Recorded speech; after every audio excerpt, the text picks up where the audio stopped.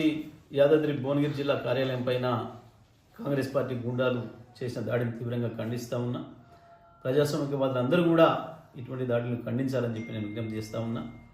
స్వయంగా పోలీసులే వెంట పెట్టుకొని వచ్చి ఈ దాడి చేయడాన్ని చూస్తే ఈ రాష్ట్రంలో పోలీసులు కాంగ్రెస్ పార్టీ కార్యకర్తలు కలిసి పనిచేస్తున్నారు, కలిసి దాడులు చేస్తున్నారు ప్రతిపక్షాల మీద అని చెప్పి చెప్పడానికి ఇది ఒక పెద్ద ఉదాహరణ. ఎట్టి పరిస్థితుల్లో కూడా ఇటువంటి దాడులను సహించేది లేదు. నిజంగా మేము కూడా అటువంటి దాడులు చేయాలి, ప్రోత్సహించాలనుకుంటే కాంగ్రెస్ పార్టీ నామరూపాలు కూడా ఉండేవి కావు గత 10 సంవత్సరాల కాలంలో. కానీ అది మా విధానం కాదు, మా సంస్కృతి కాదు. కేసీఆర్ గారు మాకు అటువంటి ఎప్పుడు కూడా అలో చేయలేదు.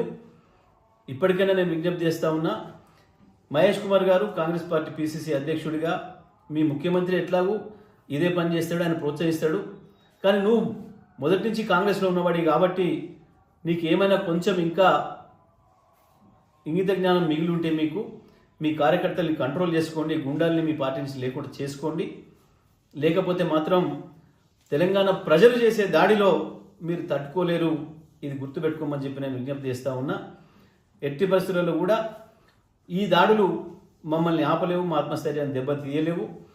ఏడాది కాలంలోనేమో డైవర్షన్ పాలిటిక్స్ చేసిండ్రు. ప్రతి సమస్యలో ప్రజలు అడిగితే దాన్ని పక్కదారి పట్టించే ప్రయత్నం చేసిండ్రు. అది రుణమాఫీ కావచ్చు, అది రైతు భరోసా కావచ్చు, అది 2 లక్షల ఉద్యోగాలు కావచ్చు, అది ఆటో కార్మికులకు ఇచ్చే 12,000 కావచ్చు, మహాలక్ష్మి 2,500 కావచ్చు. ప్రతి దాంట్లో డైవర్షన్ పాలిటిక్స్ చేసుకుంటూ వచ్చిండ్రు. ఇప్పుడు అది ఏడాదిగా తీరిపోయింది, ఇక ప్రజల్ని మోసం చేయడం సాధ్యం కాదు అని చెప్పి ఇప్పుడు దాడుల రాజకీయాలు మొదలుపెట్టిండ్రు. ఈ దాడుల రాజకీయాలతోని ప్రజల్ని ఆపలేరు, బీఆర్ఎస్ పార్టీ కార్యకర్తలను ఆపలేరు. కాంగ్రెస్ పార్టీ గుర్తుపెట్టుకోవాలని చెప్పి తెలియజేస్తా ఉన్నా. రాష్ట్ర ఉన్నతాధికారులు, పోలీసు ఉన్నతాధికారులు కూడా మీరు సరైన పద్ధతుల్లో చర్యలు తీసుకొని దాంట్లో మీ పోలీసు అధికారుల పాత్ర ఏముంది, మిగతా వాళ్ళ పాత్ర ఏముంది కూడా తేల్చి సరైన పద్ధతుల్లో విచారణ జరిపి కేసులు కనుక పెట్టకపోతే పోలీస్ శాఖ ప్రజల ముందు అబాస్పాలవుతుందనే విషయాన్ని కూడా గుర్తుపెట్టుకోవాలని చెప్పి నేను తెలియజేస్తా ఉన్నా.